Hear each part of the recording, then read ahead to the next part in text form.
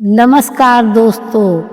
उस रात हवा स्थिर थी, बादलों में चांद छिप गया था, मानो समय भी सांसें रोके सुन रहा हो। हस्तिनापुर की वह रात साधारण नहीं थी, जैसे वह भी उस आगामी प्रलय को देखने का साहस न जुटा पा रही हो, जो गांधारी के महल और धृतराष्ट्र के कक्ष की दीवारों के भीतर जन्म लेने वाली थी। हवा में एक अजीब सी भारीपन था, ऐसा भारीपन जो केवल बड़े युद्ध या बड़े विनाश से पहले महसूस किया जाता है। महल की मशालें जल रही थी, मानो वे भी उस आने वाले तूफान की आहट से भयभीत हों। गंगा की लहरों का शोर भी उस रात धीमा पड़ गया था, लेकिन हस्तिनापुर के राजमहल के गलियारे में एक पदचाप गूंज रही थी। यह पदचाप कोमल नहीं थी, इसमें राजसी शिष्टाचार की वो धीमी लय थी जो दासियों या रानियों के चलने में होती है। यह एक संकल्प की आहट थी, यह उस नारी के कदमों की ध्वनि थी जिसने जीवन भर मौन रहकर विषपान किया था, लेकिन अब उसके भीतर का धैर्य बांध तोड़ चुका था। राजमाता कुंती, जिन्हें हस्तिनापुर ने हमेशा शांत, सहनशील और त्यागमय देखा था, आज एक अलग ही रूप में थीं। उनके चेहरे पर वो चिरपरिचित सभ्यता नहीं थी, बल्कि एक ऐसी कठोरता थी जिसे देखकर पत्थर भी कांप जाए। उनके साथ ना कोई दासी थी, ना कोई और। वे अकेले ही अंधकार को चीरती हुई आगे बढ़ रही थीं। उनके वस्त्रों का घर्षण और उनके पदचाप की गूंज उस खामोश गलियारे में किसी युद्ध घोष की भांति सुनाई दे रही थी। महाराज धृतराष्ट्र के कक्ष के बाहर खड़े पहरेदारों ने जैसे ही राजमाता को इस उग्र रूप में आते देखा तो उनके हाथों के भाले कांपने लगे। पहरेदारों का काम था रोकना, लेकिन कुंती की आंखों में जल रहे उस तेज ने उन्हें जड़ कर दिया था। उनकी आंखों में आंसू नहीं थे, वहाँ तो प्रतिशोध और न्याय की एक ऐसी ज्वाला धधक रही थी जो शब्दों से परे थी। किसी भी प्रहरी में इतना साहस नहीं हुआ कि वह आगे बढ़कर राजमाता का मार्ग रोक सके। वे केवल सिर झुकाकर पीछे हट गए, मानो किसी जलते हुए पर्वत को रास्ता दे रहे हों। धृतराष्ट्र अपने कक्ष के भीतर अंधकार के उस साम्राज्य में बैठे थे जिसे उन्होंने नियति मान लिया था। वे देख नहीं सकते थे, लेकिन उनके सुनने की शक्ति असाधारण थी। उन्होंने उस भारी चाप को सुन लिया, उन्होंने उस हवा के दबाव को महसूस किया जो कुंती के प्रवेश के साथ कक्ष के भीतर बदली थी। वे समझ गए थे कि आने वाला कोई साधारण सेवक या मंत्री नहीं है। यह ऊर्जा, यह क्रोध और यह गरिमा केवल कुंती की हो सकती है। कुंती बिना रुके, बिना किसी अभिवादन के सीधे महाराज के सम्मुख जाकर खड़ी हो गईं। कक्ष में सन्नाटा इतना गहरा था कि धृतराष्ट्र को कुंती की तेज चलती हुई सांसें भी स्पष्ट सुनाई दे रही थीं। धृतराष्ट्र के माथे पर पसीने की एक बूंद उभरी। उन्होंने स्वयं को संयत करते हुए धीमे स्वर में पूछा, कुंती, इस पर बिना किसी सूचना की क्या कोई पांडव पर फिर कोई संकट आया है? कुंती की भीतर का लावा अब फूटने को तैयार था। उनकी आवाज उस बंद कमरे में किसी बिजली की कड़क की तरह गूंजी। उन्होंने ना तो महाराज कहा, ना ही आर्यपुत्र का संबोधन किया। उन्होंने सीधे उस सत्य पर प्रहार किया जिसे धृतराष्ट्र वर्षों से अनदेखा कर रहे थे। महाराज, कुंती ने कहा, और उनका स्वर इतना गंभीर था कि धृतराष्ट्र के सिंहासन की नींव तक हिल गई।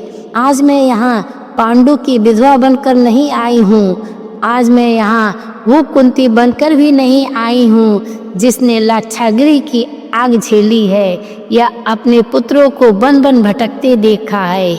आज मैं हस्तिनापुर की एक माँ बनकर आई हूँ, उस न्याय की भीख नहीं बल्कि उनका अधिकार मांगने जिसे आपने अपने पुत्र मोह की बेदी पर बलि चढ़ा दिया। धृतराष्ट्र निरुत्तर थे। कुंती का सर अब और भी तीखा हो गया था। आप अंधे केवल आंख से नहीं हैं महाराज, आप अपनी आत्मा और विवेक से भी अंधे हो चुके हैं। जिस रात के सन्नाटे में आप सुख की नींद सोने का प्रयास कर रहे हैं, उसी सन्नाटे में आपके कुल के विनाश की पटकथा लिखी जा रही है। क्या आपको लगता है कि न्याय के बिना यह महल सुरक्षित रहेगा? क्या आपको लगता है कि मेरे पुत्रों के अधिकार को कुचलकर दुर्योधन का सिंहासन निष्कंटक होगा? उस रात हस्तिनापुर के उस बंद कमरे में कुंती ने केवल अपनी व्यथा ही नहीं कही, बल्कि उन्होंने धृतराष्ट्र के भीतर छिपे उस अपराधी को भी झकझोर कर रख दिया, जो हर पाप को नीति का नाम देकर बच निकलता था।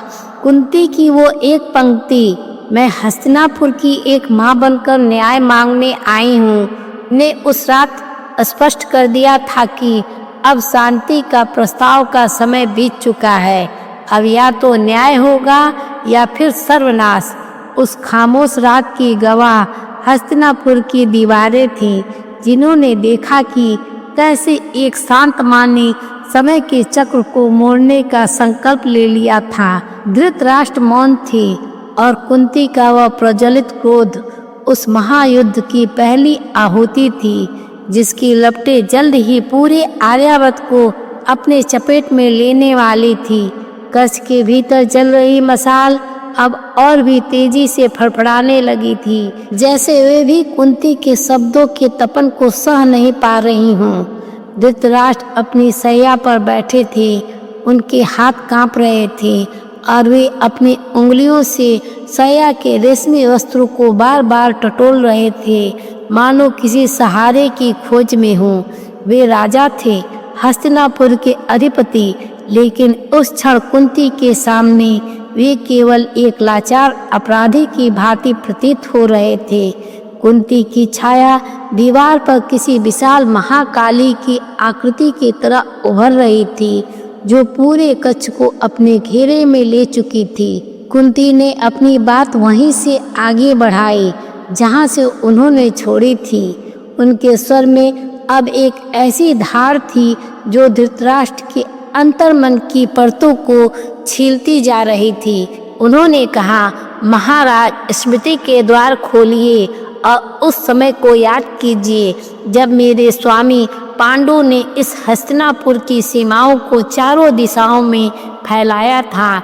जब वे दिग्विजय पर निकले थे तो क्या उन्होंने कभी सोचा था कि जिस सिंहासन को वे अपने पसीने और रक्त से सींच रहे हैं, उसी सिंहासन पर बैठकर उनके ही वंश के विनाश का षड्यंत्र रचेंगे?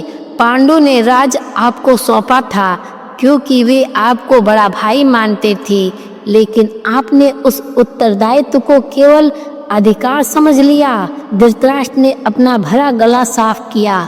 उनके भीतर का अहंकार एक अंतिम बार जागने की कोशिश कर रहा था। उन्होंने रूंधते हुए स्वर में कहा, कुंती, मर्यादा मत भूलो। मैं इस समय भी आर्यावर्त का सम्राट हूँ। दुर्योधन मेरा पुत्र है और उत्तराधिकारी के अपने नियम होते हैं। कुंती हंसी, लेकिन वह एक हंसी नहीं थी, वो एक हृदय विदारक व्यंग था। मर्यादा? मर्यादा की बात आप करते हैं महाराज? जिस दिन कुलवधू द्रौपदी को भरी सभा में बालों से खींचकर लाया गया था, उस दिन हस्तिनापुर की मर्यादा कहाँ थी? जब दुशासन के हाथ एक असहाय स्त्री के चिर तक पहुँच गए थे, तब आपका राजदंड कहाँ सोया था? उस दिन उस सभा में पितामह भीष्म थे, गुरु द्रोण थे और सबसे ऊपर आप थे। उस दिन आप केवल नेत्रहीन ही नहीं थे महाराज, आप वहाँ उपस्थित ही नहीं थे। आपकी आत्मा उस अंधे मोह की कोठरी में बंद थी, जो अपने पुत्र के हर कुकर्म को विजय मानकर उत्सव मना रही थी। कुंती धृतराष्ट्र की और समीप चली गई। उनके पैरों की आहट धृतराष्ट्र की धड़कनों के साथ मेल खा रही थी। कुंती ने झुककर अत्यंत धीमे लेकिन वज्र के समान स्वर में कहा, धृतराष्ट्र, आप जन्म से अंधे हैं। यह विधाता का निर्णय था। विधाता ने आपको दृष्टि नहीं दी तो इसमें आपका दोष नहीं था, लेकिन कर्म से अंधे कब हो गए यह आपका निर्णय था। आप अपनी आंखों की पट्टी को अपनी बुद्धि पर भी बांध लिए हैं। आप पाप और पुण्य के बीच अंतर देखना छोड़ दिए हैं, क्योंकि आप केवल अपने पुत्र का राज तिलक देखना चाहते हैं, चाहे वह पांडवों की राख पर ही क्यों न हो। इन शब्दों ने धृतराष्ट्र के भीतर जैसे किसी पुराने घाव को कुरेद दिया। उनका चेहरा पीला पड़ गया और वे हांफने लगे। वे कुछ बोलना चाहते थे, उनका मुंह खुला, होठ थर्राए, लेकिन शब्द उनके गले में ही फंस कर रह गए। वे कुंती के इस प्रचंड रूप से अपरिचित नहीं थे, लेकिन आज कुंती ने उस सत्य पर हाथ रख दिया था जिसे धृतराष्ट्र ने स्वयं से भी छिपाया था। कुंती की आवाज अब किसी प्राचीन श्राप की तरह गूंज रही थी। क्या आपको लगता है कि लाक्षागृह का षड्यंत्र मुझे नहीं पता है? क्या आपको लगता है कि विष के उन प्यालों की कथा केवल इतिहास तक सीमित रहेगी? महाराज, मैं वह सब जानती हूँ जो आपने और आपके उस कुटिल साले में बैठकर बुना था। आपने पांडु के प्रेम का उत्तर विश्वासघात से दिया था। हस्तिनापुर की प्रजा समझती है कि आप केवल एक विवश पिता हैं, लेकिन मैं जानती हूँ कि इस राज्य के हर अन्याय के पीछे आपका वह मौन समर्थन है जो केवल और केवल शक्ति का भूखा है। धृतराष्ट्र के माथे पर पसीने की बूंदें बहकर उनके सफेद दाढ़ी पर आ लुढ़की। वे अपनी जगह से हिलने की शक्ति खो चुके थे। कुंती का यह प्रश्न कि वह क्या नहीं देख पा रहे हैं, पाप या मोह, उनके कानों में किसी नगाड़े की तरह गूंज रहा था। उन्हें लगा जैसे कुंती केवल एक स्त्री नहीं बल्कि स्वयं काल बनकर उनके सामने खड़ी है, जो उनके जीवन भर के पापों का हिसाब मांग रही है। वो काली छाया कक्ष में और घनी हो गई जब कुंती ने अपनी आवाज को अचानक बिल्कुल शांत कर दिया। वो शांति उस तूफान से भी अधिक डरावनी थी जो अभी अभी उठी थी। उन्होंने धृतराष्ट्र की सैया के पास पड़े उस स्वर्ण दंड की ओर देखा जो सत्ता का प्रतीक था। महाराज, आप जानते हैं कि मैंने क्या देखा है। मैंने वह देखा है जो आपने अंधेरे की ओट में छिपाया था, वो राज जो आपको रात भर सोने नहीं देता है, वो डर जो आपको विदुर की बातों से भी अधिक डराता है। धृतराष्ट्र का शरीर थरथराने लगा। उनके गले से केवल एक चीख सी निकली।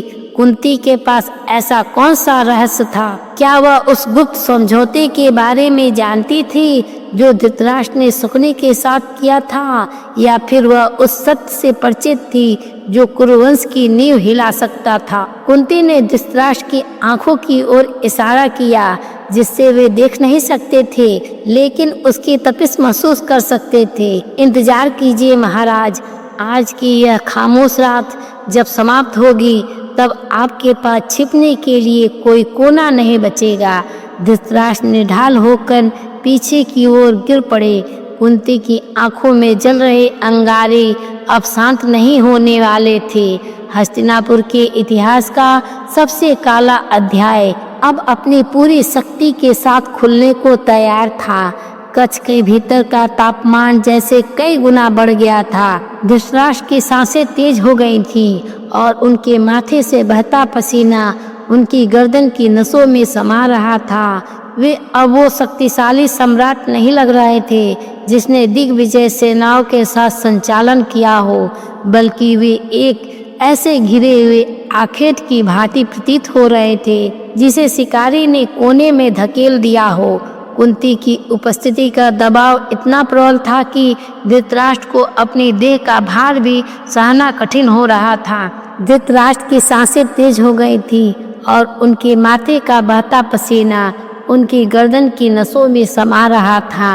वे अब वो शक्तिशाली सम्राट नहीं लग रहे थे जिसने दिग्विजय सेनाओं का संचालन किया हो, बल्कि वे एक ऐसे घिरे हुए आखेट की भांति प्रतीत हो रहे थे जिसे शिकारी ने कोने में धकेल दिया हो।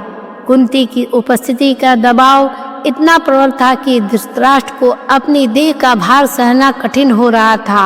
उन्होंने कांपते हाथों से अपने सैया का सिरहाना पकड़ा और एक लंबी कष्टदायक सांस ली। उनके भीतर का वह राजनीतिज्ञ जो दशकों से कुतर्कों और शब्दों की जाल बुनकर खुद को बचाता आया था, अब अंतिम रक्षात्मक चाल चलने के लिए छटपटा उठा।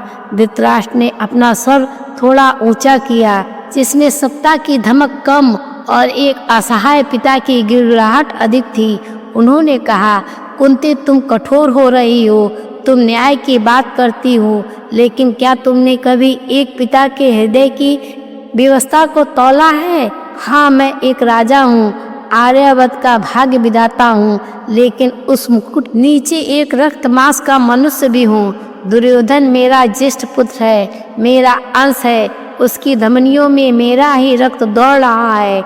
जब वो जन्म के समय पहली बार रोया था, तब मैंने उसे देखा नहीं था, लेकिन उसे महसूस किया था। एक पिता अपने पुत्र को अधर्म के मार्ग पर जाते देख दुखी हो सकता है, लेकिन वह उसे त्याग नहीं सकता। क्या तुम एक माँ होकर मुझे यह शिक्षा दोगी कि मैं अपने पुत्र का गला घोट दूं? राजनीति और सिंहासन के नियम कठोर होते हैं कुंती। सत्ता केवल शक्ति से नहीं, संबंधों के संतुलन से चलती है। मैंने जो किया वो इस साम्राज्य की स्थिरता के लिए किया। धृतराष्ट्र का यह तर्क उनकी पुरानी आदत थी, अपने अपराधों को व्यवस्था और साम्राज्य की रक्षा के आवरण में लपेट देना। उन्होंने आगे कहा, न्याय करना राजा का धर्म है, मैं स्वीकार करता हूँ, परंतु जब आसन पर बैठा व्यक्ति पिता भी हो तो न्याय की तुला डगमगा जाती है।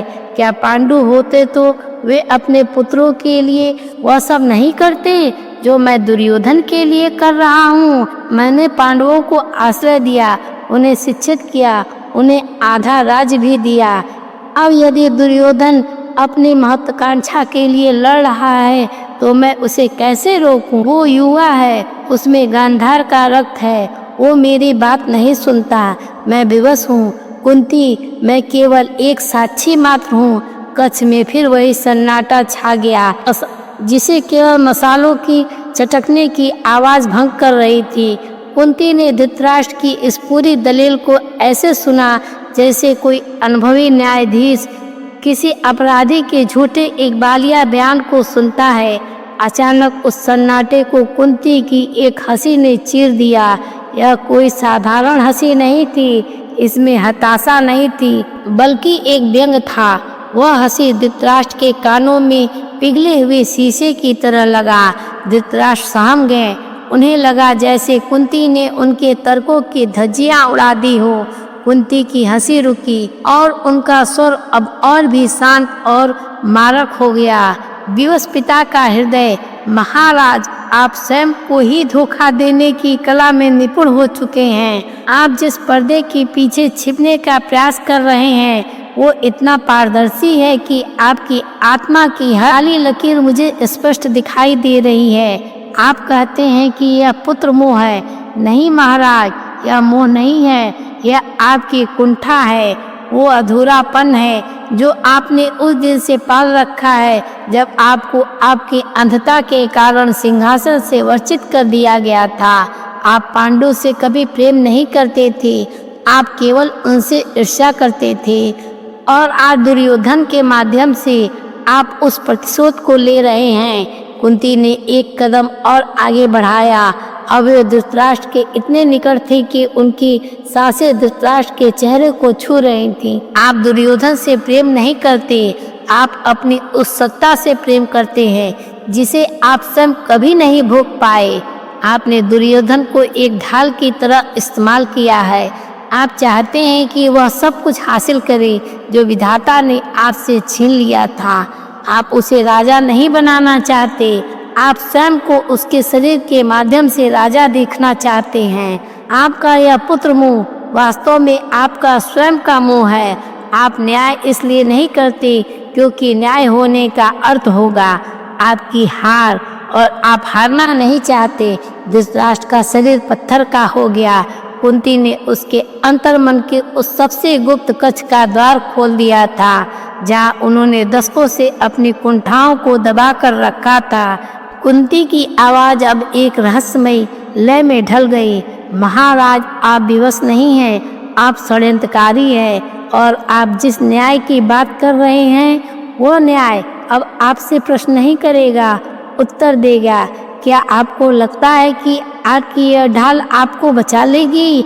आप जिसे अपना अंश कह रहे हैं वही आपके विनाश का माध्यम बनेगा। कुंती ने धृतराष्ट्र के कान के पास झुककर वह बात कही जिसका आभास धृतराष्ट्र को भी नहीं था।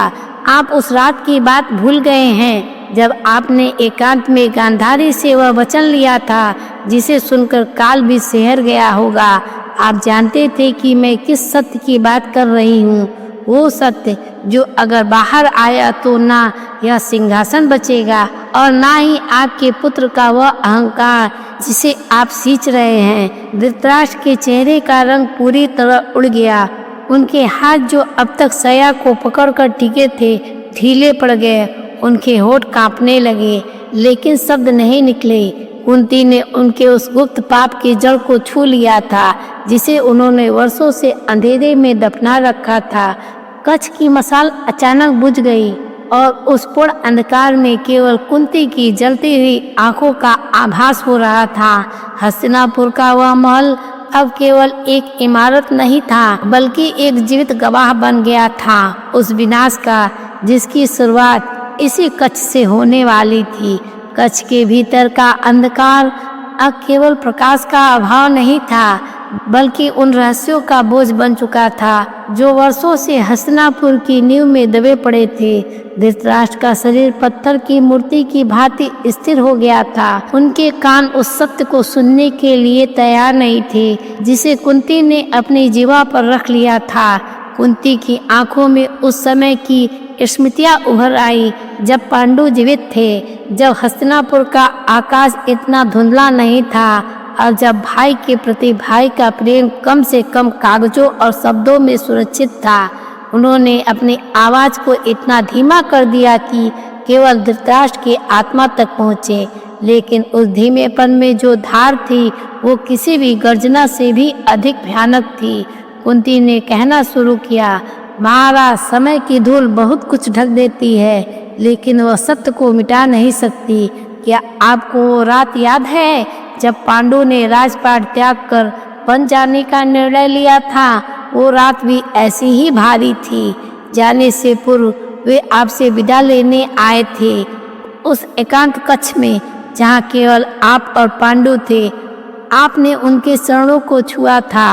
आपने रोते हुए कांपते स्वर में उन्हें विश्वास दिलाया था कि हस्तिनापुर के सिंहासन पर भले ही आप बैठेंगे लेकिन आपकी आत्मा हमेशा पांडु के पुत्रों की ऋणी रहेगी। आपने पांडु के हाथ अपने हाथों में लेकर एक गुप्त वचन दिया था कि यदि पांडु को कुछ हो गया तो उनके बच्चों की रक्षा आप अपने ज्येष्ठ पुत्र दुर्योधन से भी बढ़कर करेंगे। आपने कहा था कि पांडु के पुत्रों का अधिकार हस्तिनापुर पर पहले होगा और आपके पुत्र उनके रक्षक बनकर रहेंगे। क्या वह वचन केवल उस रात की हवाओं के लिए था? महाराज धृतराष्ट्र के चेहरे पर एक ऐसी पीड़ा और भय का मिश्रण उभरा जो शब्दों में बयान करना असंभव था। उनके हाथ अनियंत्रित होकर अपनी गोद में रखे रेशमी वस्त्र को मसलने लगे। उन्हें लगा था कि उस गुप्त कक्ष की दीवारों ने उस वचन को पी लिया था। पांडु तो चले गए थे, उनके साथ वह साक्षी भी चली गई थी। फिर कुंती को यह सब कैसे पता? क्या पांडु ने मृत्युशैया पर कुंती को वह सब बता दिया था या कुंती के पास कोई ऐसी अलौकिक दृष्टि थी जिससे वे धृतराष्ट्र के बंद दरवाजों के पीछे संवाद को सुन सकती थी? कुंती ने उनके मौन को अपनी तीखी मुस्कान से तोड़ा। आप चकित हैं कि मुझे यह कैसे पता? महाराज, एक पत्नी अपने पति के हृदय की धड़कन पहचानती है। पांडु जब वन में थे तो वे अक्सर उस रात का जिक्र करते थे। वे आपके उस वचन पर विश्वास करते थे कि उन्होंने कभी अपनी सुरक्षा की चिंता नहीं की। उन्हें लगता था कि उनका बड़ा भाई एक ढाल बनकर उनके परिवार के सामने खड़ा है। लेकिन आज मैं आपसे पूछती हूँ, क्या वह वचन झूठा था? क्या आप उस समय केवल अभिनय कर रहे थे ताकि पांडु बिना किसी ग्लानि के बन चले जाएं और आप निष्कंटक होकर सत्ता का उपभोग कर सके, या फिर महाराज आप पांडु की मृत्यु का मौन से प्रतीक्षा कर रहे थे ताकि वह वचन उनके साथ ही दफन हो जाए। धृतराष्ट्र ने अपना चेहरा हाथों से ढक लिया। उनके भीतर का वह हिस्सा जो अब भी स्वयं को धर्मात्मा दिखाना चाहता था पूरी तरह टूट चुका था।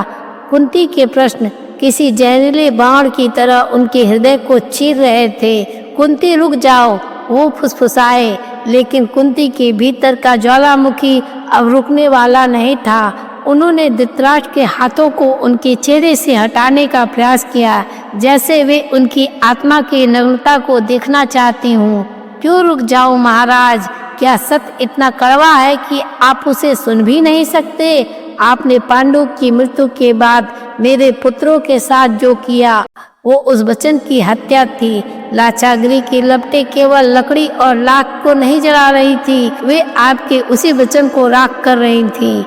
आपने सुकने को अपने पास इसलिए रखा ताकि वो सब कर सके जो आप स्वयं करने का साहस नहीं जुटा पा रहे थे।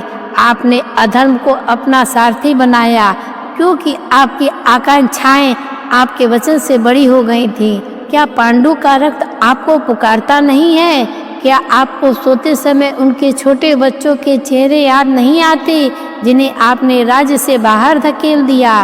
तब एक नई और गहरी परत तब खुली जब कुंती ने एक ऐसा संकेत दिया जिसने धृतराष्ट्र के अस्तित्व की नींव हिला दी। मैं अक्सर सोचती हूँ महाराज की पांडु की मृत्यु केवल एक दैव संयोग नहीं था, या आपकी उन प्रार्थनाओं का फल था जो आपने अपने गुप्त कक्ष में बैठकर कुल देवी से की थी। क्या आपकी आकांक्षाओं ने पांडु के जीवन की डोर समय से पहले ही काट दिया था? आपकी खामोशी, आपका मौन समर्थन और पांडवों के प्रति आपका यह बर्ताव, क्या यह सब उस दिन से शुरू नहीं हो गया था जब आपने पहली बार सुना था कि कुंती के गर्भ से युधिष्ठिर का जन्म हुआ है जो दुर्योधन से बड़ा है? धृतराष्ट्र अब पूरी तरह टूट चुके थे। उन्हें लगा कि कच्छ की हवा कम हो रही है। कुंती का यह संदेह कि पांडु की मृत्यु और धृतराष्ट्र की आकांक्षाओं के बीच कोई गहरा संबंध है हस्तिनापुर के इतिहास का सबसे भीषण मोड़ था। क्या धृतराष्ट्र ने वास्तव में पांडवों के विरुद्ध कोई गुप्त षड्यंत्र रचा था, या फिर उनका पुत्र मोह इतना शक्तिशाली था कि उसने एक भाई के प्रेम को पूरी तरह भस्म कर दिया था?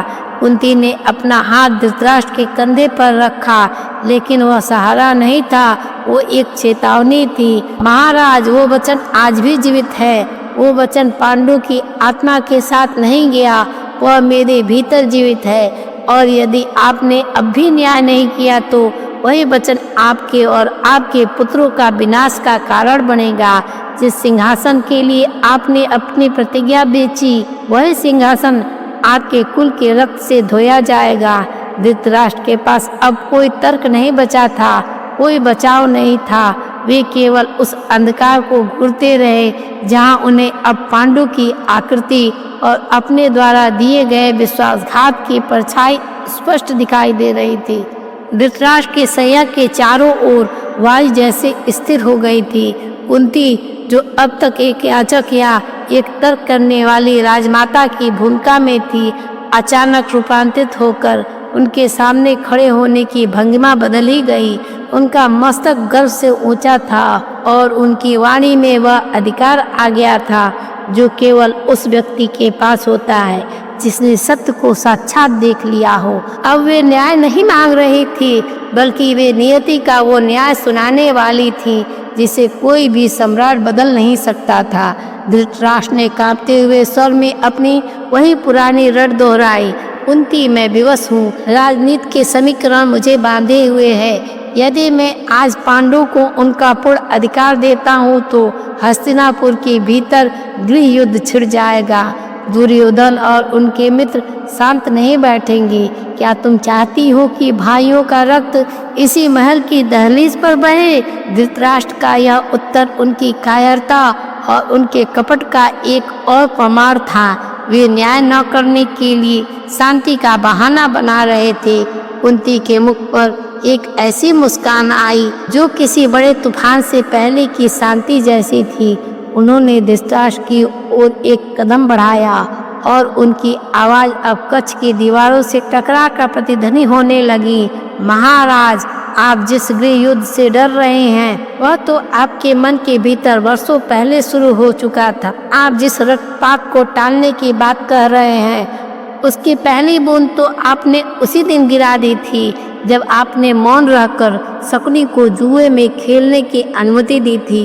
आप आज अपने एक पुत्र उस दुर्योधन को बचाने के लिए न्याय का गला घोट रहे हैं जिसे आप अपना भविष्य समझते हैं। लेकिन याद रखिए महाराज, नियति का हिसाब बहुत क्रूर होता है।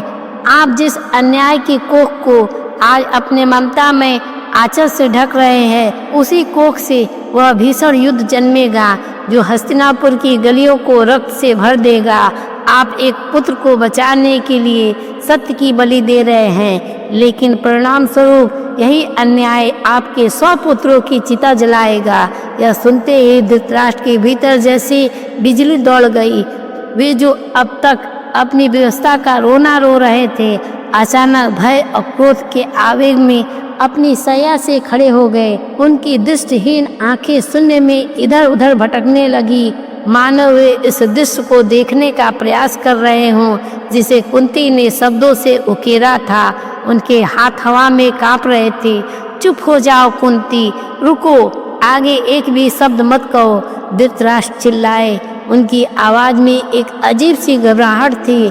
तुम कुलवधू हो, तुम इस वंश की नींव हो, अपने ही कुल के विनाश के लिए ऐसी काली बातें मत कहो, मुझे श्राप मत दो। कुंती बोली, एक माँ के मुख से निकले ऐसे शब्द पत्थर की लकीर बन जाती है। धृतराष्ट्र बोले, क्या तुम्हें अपने गंधारी के पुत्रों पर दया नहीं आती? कुंती का सर अब और भी गंभीर और अटल हो गया। उसमें ना तो क्रोध था ना ही प्रतिशोध की तरफ, वहाँ केवल एक कठोर सत्य था। महाराज, यह श्राप नहीं है, श्राप वो होता है जो देश से दिया जाए। यह तो परिणाम है उस बीज का वृक्ष है जो आपने अपने हाथों से बोया है। जब आप अधर्म के मार्ग पर चलते हैं तो उसका अंत विनाश ही होता है।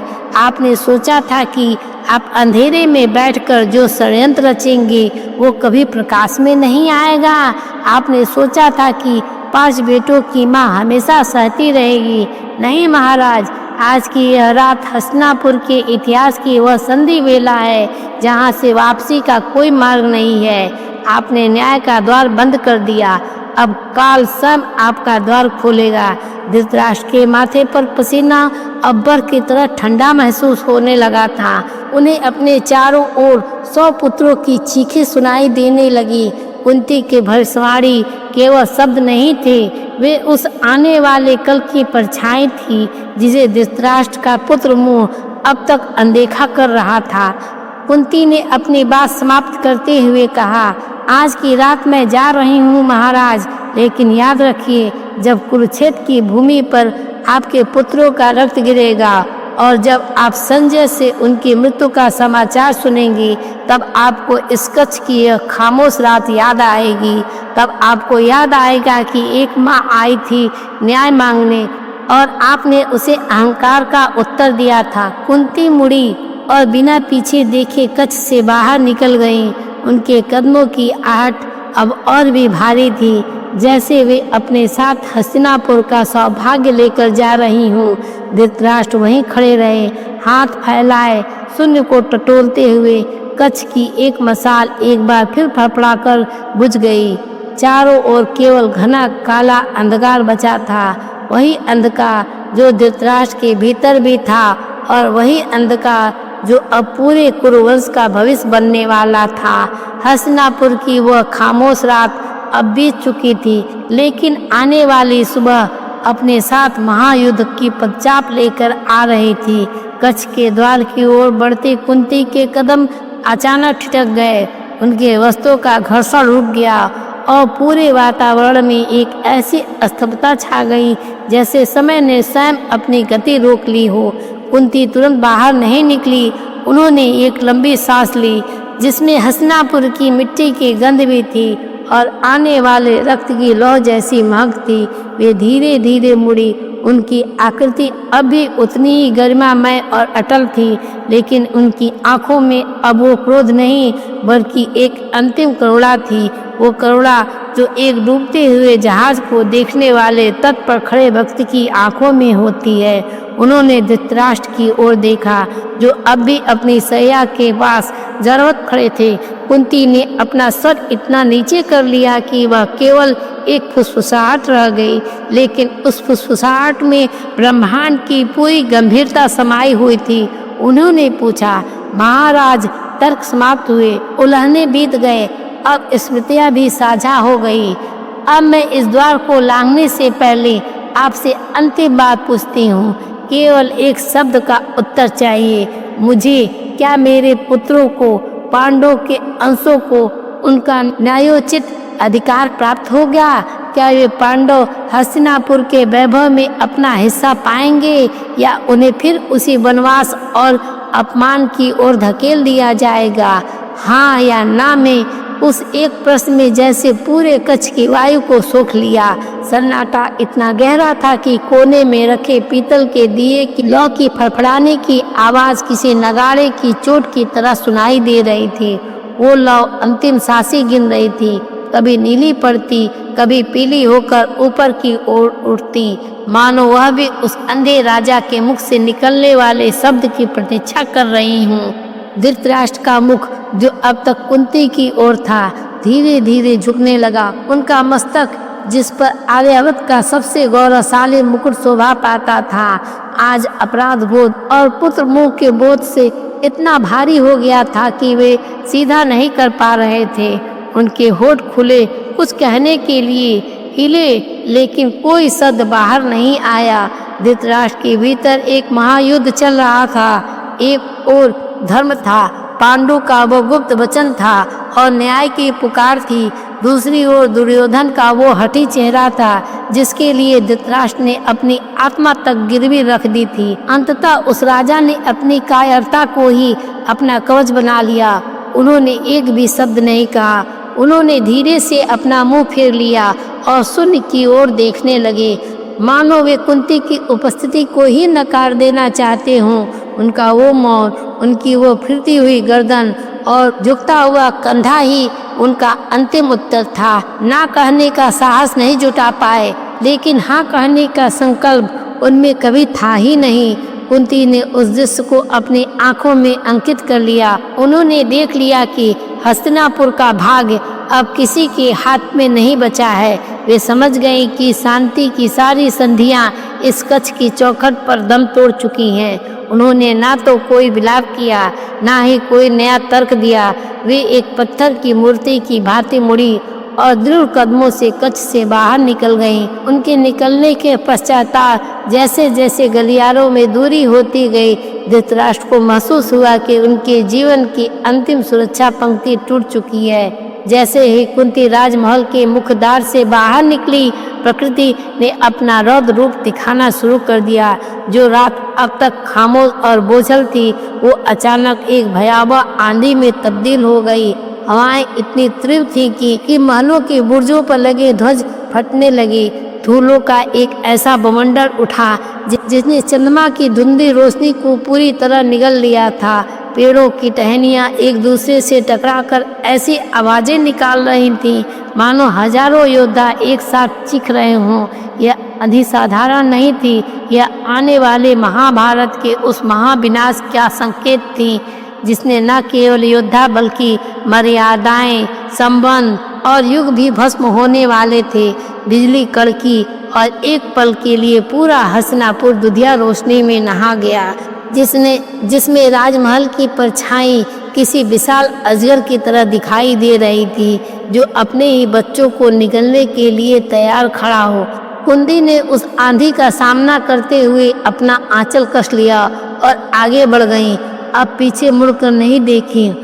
उस रात हस्तिनापुर के राजा ने केवल अपने भतीजों को उनका हक देने से मना नहीं किया था, बल्कि उन्होंने अपने अंधेपन में पूरे वंश का भाग्य बना दिया था। कुंती वहां से चली तो गई, लेकिन उसके बाद कुरु वंश का विनाश शुरू हो गया था और अंत में धृतराष्ट्र के 100 पुत्र मारे गए और कुरुवंश का अंत हो गया। जहाँ व्यक्ति अन्याय का साथ देता है और धर्म का साथ छोड़ देता है, वहाँ उसके परिवार का विनाश ही होता है। दोस्तों, उम्मीद है यह वीडियो आपको पसंद आई होगी। याद रखें, आपकी छोटी सी मदद हमारे लिए बहुत मायने रखती है। इसलिए इस चैनल को सब्सक्राइब करके वीडियो को लाइक ज़रूर करें और अपने विचार कमेंट में ज़रूर बताएं। फिर मिलेंगे एक नए वीडियो में। वीडियो देखने के लिए धन्यवाद।